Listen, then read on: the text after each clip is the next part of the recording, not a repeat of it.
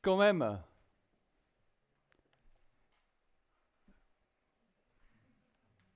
quel drôle de titre. Libérez votre chi émotionnel. D'abord, ça se prononce chi ou ça se prononce chi? En fait, parmi vous, vraisemblablement la plupart du temps, vous connaissez tous ça. Qui a entendu parler du Qigong? Je pense que ça représente la plupart d'entre vous. Je vois mal, mais je pense que ça représente la plupart d'entre vous. Et en fait, donc non seulement vous le connaissez sur le plan intellectuel, mais vous le connaissez sur le plan du ressenti.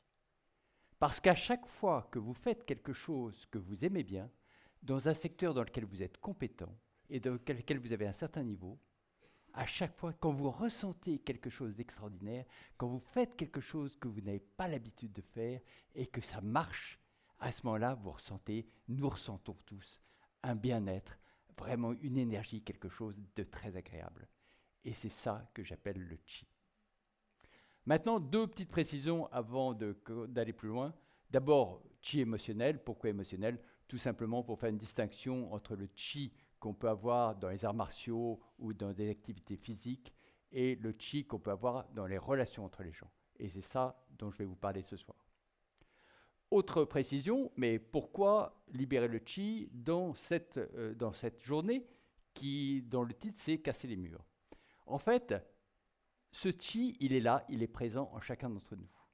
La difficulté, c'est que nous n'arrivons pas à le mettre en œuvre suffisamment souvent ou suffisamment à chaque fois que nous le voulons. Et pourquoi nous n'arrivons pas à le mettre en œuvre? Parce que nous avons toutes sortes de murs en nous et autour de nous qui nous empêchent d'y avoir accès. Donc l'objectif, pour moi, aujourd'hui, c'est de vous transmettre un certain nombre de principes et d'astuces qui doivent vous permettre, si mon objectif est atteint, à ce que vous puissiez avoir accès à ce chi ce soir, demain matin et dans les jours qui viennent. Cela fait maintenant plus de 20 ans que je coach des managers et des dirigeants dans des entreprises petites ou beaucoup plus importantes. Et à chaque fois, je suis frappé par le fait que tous les gens avec lesquels je travaille ont un potentiel très nettement supérieur à très nettement supérieur à celui qu'ils utilisent. Et de façon plus générale, puisque c'est vraiment le sujet sur lequel je travaille partout et tout le temps, ce dont je suis convaincu aujourd'hui, c'est que nous avons tous un potentiel très supérieur à celui que nous utilisons. Donc dans cette salle, vous tous, vous avez un potentiel très nettement supérieur à celui que vous utilisez. Et mon objectif, c'est de vous donner, donc encore une fois, des astuces, des trucs pour pouvoir utiliser plus et mieux ce potentiel. Alors, deux exemples de personnes qui ont réussi ça, qui ont réussi à utiliser plus et mieux ce potentiel. Le premier, il s'appelle Marc. Marc, à l'époque où je l'ai rencontré, il était contrôleur des gestions dans une entreprise d'assurance et c'est quelqu'un qui avait 35 ans, 3 enfants, de bonnes études, compétent, ça faisait 5 ans qu'il était dans l'entreprise et ça se passait plutôt pas mal. Le problème, c'est que depuis quelques mois, il avait touché, il avait récupéré un nouveau responsable hiérarchique et ce responsable hiérarchique avait un comportement plutôt autoritaire, cassant, alors que lui, Marc, était quelqu'un qui est toujours quelqu'un plutôt introverti. Et donc dès les premiers temps, ça se passait pas très bien entre les deux. Vraiment, il y a quelque chose, ça ne collait pas encore. Et au bout de quelques temps, au bout de quelques semaines, Marc a fait une ou deux erreurs qui étaient vraiment pas des erreurs très importantes. Le seul problème, c'est que ça a profondément agacé son manager et son responsable hiérarchique. Et à partir de ce moment-là, il a commencé à lui mettre la pression. Et bien entendu, comme vous pouvez l'imaginer, plus il mettait la pression sur Marc, plus Marc perdait ses moyens, plus ses résultats se dégradaient. Et bien entendu, c'était un vrai cercle vicieux, parce que plus les résultats se dégradaient, plus le manager attaquait. Et au moment où j'ai commencé à travailler avec lui, parce que heureusement, son environnement RH lui avait permis d'avoir un coach, et donc on a pu travailler avec lui, et au moment où j'ai commencé à travailler avec lui, il n'était vraiment pas bien du tout. Et donc, quand j'ai travaillé avec lui 10 entretiens à peu près, et ce qui était très agréable, c'était que dès le troisième ou quatrième entretien, ça a commencé à changer. Et donc, vous voyez, le problème de Marc, c'était qu'il était de plus en plus enfermé. Donc, c'était comme s'il y avait des murs qui se construisaient et qui l'empêchaient de s'exprimer, d'atteindre, d'utiliser son potentiel. Et en quelques semaines, quelques entretiens, il a commencé à pouvoir se reconstruire et recontacter cette énergie et ce potentiel. Et au bout de quelques mois, ça allait beaucoup mieux. Et il a pu changer de job, il a pu retrouver un poste qui lui allait beaucoup mieux. Et de fil en aiguille, il est remonté. Et aujourd'hui, il a fait une très très belle carrière. Je le vois régulièrement encore. Et donc nous entendons très bien. Et ça se passe très bien pour lui. Autre cas de figure, très différent, Étienne. Étienne, lui, est un manager qui a une énergie colossale et des résultats à la hauteur. C'est quelqu'un qui a des résultats opérationnels, mais vraiment absolument incroyables. Il a été recruté il y a 2 ans, c'est dans le domaine de l'industrie, il a une 40aine d'années, 2 enfants, ça se passe très bien, etc. Et il a été recruté pour accompagner le changement et faciliter, accélérer le changement dans cette entreprise. Ça se passe très bien. Depuis 2 ans, il a fait gagner à son entreprise plusieurs centaines de millions d'euros. Et donc, grosso modo, tout va bien, quoi. Donc, bien entendu, de temps en temps, ça se passe pas très bien avec certaines personnes. Mais enfin, bon, avec les centaines de millions d'euros qu'il a fait gagner à son entreprise, quand même, il n'y a pas de problème. Et donc, entretien avec sa DRH pour envisager les postes d'après. Donc, dans 2 ans, 3 ans, qu'est-ce que je vais faire? Et à ce moment-là, douche froide. Parce que sa DRH lui dit « Ok, c'est vrai, Étienne, tu as des très très bons résultats opérationnels. Et ça, personne ne peut te l'enlever. Le seul problème, c'est que tu as des comportements par moments autoritaires et cassants, et que ça, vraiment, c'est pénible pour les gens qui travaillent avec toi. Et j'ai fait le tour des principaux responsables de division, dans lesquels, en principe, tu devrais pouvoir aller travailler, et personne ne veut de toi. Autrement dit, si tu ne changes pas tes comportements dans les mois qui viennent, dans 2 ans, tu n'as pas de job. On ne peut pas te garder. Donc vous imaginez que la situation était très inconfortable. Donc là aussi, on lui a donné les moyens et j'ai pu travailler avec lui. Et là, c'était extraordinaire. Parce que pratiquement au cours du premier entretien, tout d'un coup, il y a eu un flash, quoi. Il a compris ce qui se passait chez lui, et il a compris ce qui se passait chez les autres, et il a compris, grosso modo, qu'est-ce qu'on pouvait faire pour changer les choses. Tout d'un coup, il avait le mode d'emploi qu'il cherchait depuis des années sans l'avoir trouvé.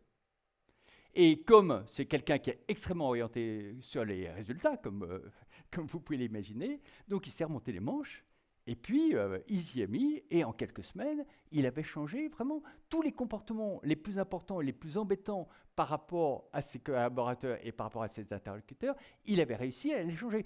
Bon, ce n'était pas encore parfait, mais déjà, ça allait beaucoup mieux. Et la DRH a pu voir comment ça se passait et comment ça changeait. Et donc, ça s'est amélioré. En quelques mois, ça a très très bien marché. La même chose, j'ai travaillé avec lui 8-10 entretiens. Et au bout de, vraiment, avant 1 an, il a obtenu un poste qu'il n'était pas du tout censé avoir et qui était très nettement au-dessus du poste qu'il avait. Parce qu'effectivement, tout le monde lui reconnaissait ses capacités opérationnelles extraordinaires. C'est vraiment quelqu'un qui est un très très bon manager. Et dans son nouveau poste, ça se passe très très bien. Le seul problème, c'était ses comportements. Et en fait, vous voyez, là aussi, c'est une histoire de chi, c'est une histoire de murs. Les murs, là, ce n'est pas les murs qu'il a en lui, c'est les murs qui se construisent à l'extérieur de lui pour se protéger de son impact. Et donc, l'idée, c'est effectivement comment on peut arriver à apprivoiser le chi quand il est trop fort, apprivoiser cette énergie interne quand elle est trop forte, quand elle sort mal, et au contraire, la libérer quand elle est bloquée. Donc là, très grossièrement, donc je vais vous présenter un peu les schémas globaux qu'il faut utiliser, et puis après, on va rentrer dans des choses plus concrètes que vous pourriez faire, parce que mon objectif, c'est effectivement que ce soir ou demain, vous commenciez à faire un certain nombre de choses de façon différente. Donc, les 3 savoir-faire sur lesquels il faut travailler, et sur les 3 savoir-faire sur lesquels ils ont travaillé, c'est comprendre, calmer, communiquer, ce que j'appelle les 3 C. Comprendre, il s'agit de comprendre qu'est-ce qui se passe en moi et qu'est-ce qui se passe chez les autres quand le stress monte et qu'on commence à partir dans des réactions qui sont plutôt des réactions automatiques.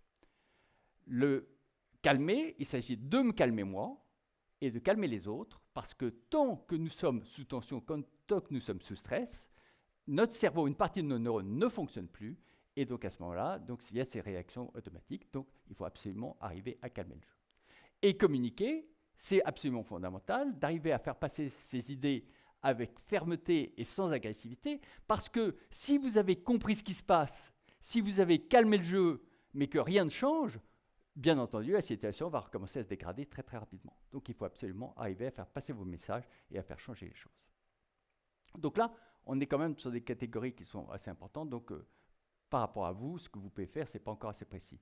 Donc 4 savoir-faire, 4 petits éléments très concrets qui sont dans ces différents registres que vous allez pouvoir commencer à utiliser. Le premier, c'est dans le domaine de comprendre. Donc comprendre effectivement que sous stress, une partie de nos neurones ne fonctionne pas. Et à ce moment-là, on passe en mode automatique avec 3 types de registres, soit de l'agressivité, soit de l'agitation, soit du blocage et de la tétanisation. Et ce sont ces réactions émotionnelles instinctives, chez nous ou chez les autres, qui construisent les murs. On construit les murs pour se protéger, que ce soit nous qui les construisons ou les autres qui les construisent, mais de toute façon, il y a toujours ces éléments d'attaque et de défense, et on construit des murs entre les deux pour les empêcher. Donc là, par rapport à ça, ce qui est intéressant, c'est de comprendre que derrière chacune de ces comportements, il y a une distinction, il faut faire une distinction entre la personne et ses comportements. Ces comportements sont des comportements automatiques. Ce n'est pas la personne qui veut être agressive, ce sont ces réflexes qui font que, dans certaines situations, elle devient agressive. La même chose, ce n'est pas la personne qui veut s'agiter, qui veut parler beaucoup, ce sont ces réflexes automatiques qui font que la personne va commencer à se mettre à s'agiter. Autre élément très important, c'est que derrière chacune de ces réactions automatiques instinctives, il y a un besoin qui n'est pas satisfait. Autrement dit, il y a une logique. Il y a une logique dans le domaine des réactions émotionnelles. À partir du moment où vous comprenez que quelqu'un qui s'agite, c'est qu'il y a un besoin qui n'est pas satisfait et qui a besoin souvent de liberté et de sécurité, à partir du moment où vous comprenez que derrière un comportement agressif, vous avez un besoin de reconnaissance ou un besoin de résultat qui n'est pas satisfait, vous allez pouvoir agir sur ce besoin, faire en sorte que vous accueillez la réaction agressive, par exemple, et vous dire, OK, bon, c'est pas lui qui est agressif, c'est juste son crocodile, sa réaction instinctive qui est agressive. Et donc, derrière, vous gérez cette réaction et vous parlez à la personne. Donc ça, c'est pour le côté calmer. Et après, des choses encore plus... c'est pour la partie comprendre. Pour la partie calmer, là, je vous recommande d'aller voir sur Internet quelque chose qui s'appelle la cohérence cardiaque. Ça, vous allez pouvoir trouver toutes sortes d'éléments qui vont vous permettre de faire baisser votre système nerveux quand vous êtes trop sous tension. Et ce qui est très intéressant dans la cohérence cardiaque, c'est qu'en plus, vous pouvez charger sur votre téléphone une petite application qui va vous permettre de respirer, de vous calmer votre système nerveux et de vous apaiser et donc faire en sorte que quand vous êtes trop énervé ou trop agité, vous arriviez à ramener le système en bas. Ce qu'il faut juste comprendre aussi, c'est qu'il y a quelque chose, pour élargir un peu, aujourd'hui nous avons, tous les êtres humains ont 2 systèmes nerveux, un système nerveux sympathique et un système nerveux parasympathique. Le système nerveux sympathique vous permet c'est celui qui va vous mettre en position de vous battre ou de courir. Hein, c'est celui qui va générer de l'adrénaline.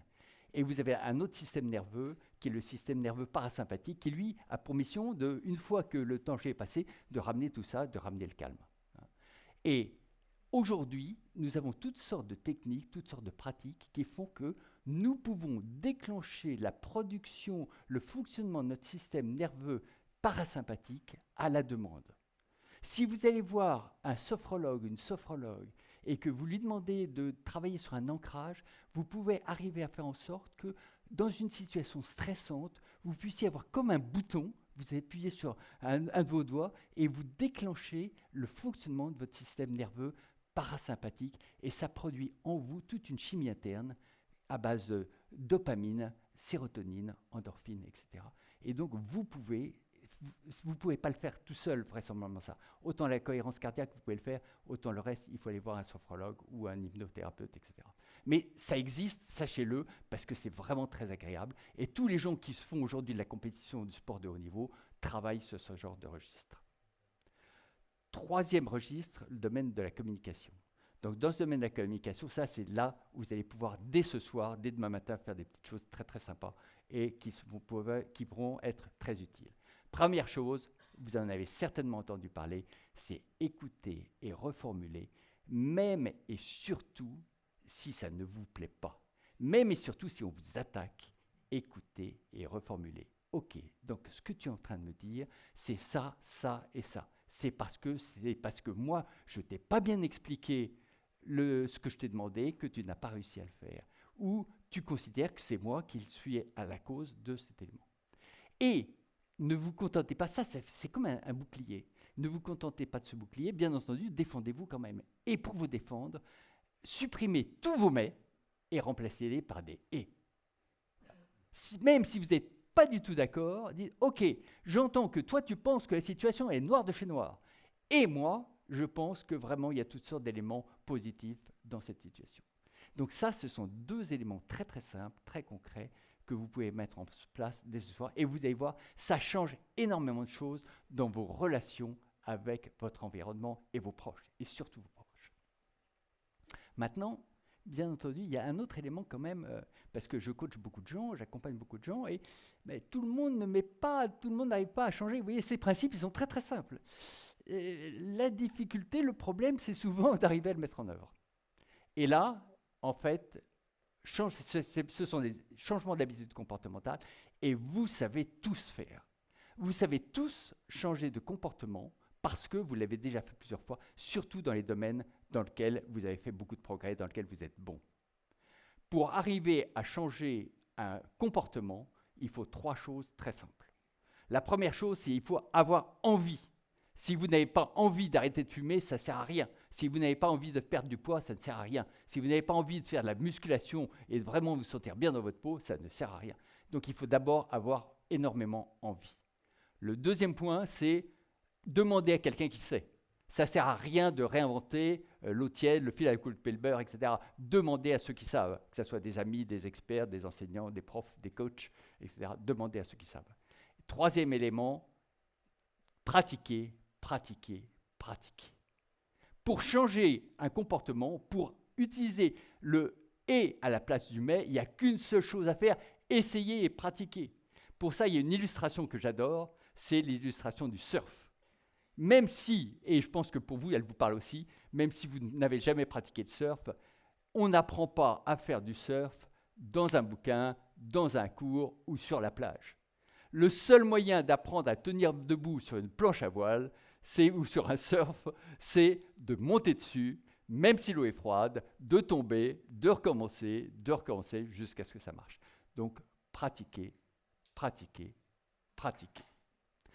Maintenant, dernier point, il y a un élément qui est vraiment important pour arriver à faire tout ça, c'est en avoir envie.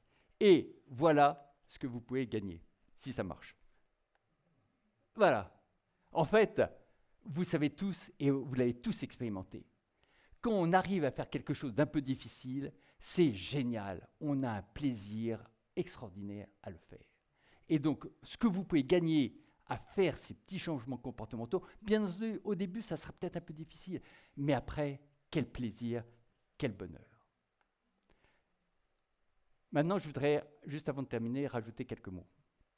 Donc, ces changements de comportement qui vont vous permettre d'avoir accès à votre chi, d'avoir vraiment des relations, d'enrichir vos relations avec votre environnement et avec vous-même, faites-le d'abord pour vous, parce que c'est vraiment, vous allez ressentir beaucoup de plaisir, et c'est ça qui va vous mettre dans un cercle vertueux. Et ne le faites pas uniquement pour vous, faites-le également pour les autres. Aujourd'hui, nous sommes dans un monde dans lequel les tensions sont de plus en plus nombreuses et risquent d'être de plus en plus nombreuses. Ces tensions génèrent des réactions émotionnelles, d'agressivité, de peur et de blocage. Ces réactions émotionnelles génèrent elles-mêmes des murs psychiques, la construction de nouveaux murs psychiques et même physiques. Le seul moyen que nous ayons aujourd'hui d'arriver à limiter les dégâts de ces tensions, c'est que nous soyons de plus en plus nombreux à pratiquer ce genre de choses, à savoir apaiser les tensions, réduire les tensions et nous-mêmes être beaucoup plus calmes. Et vraiment, je vous encourage à le faire donc pour vous, mais à le faire également pour vos proches et à le faire pour votre environnement et à le faire pour nous tous. J'aime beaucoup cette phrase de Gandhi, « Soyons le changement que nous voulons voir advenir aujourd'hui dans le monde. » Merci pour votre attention.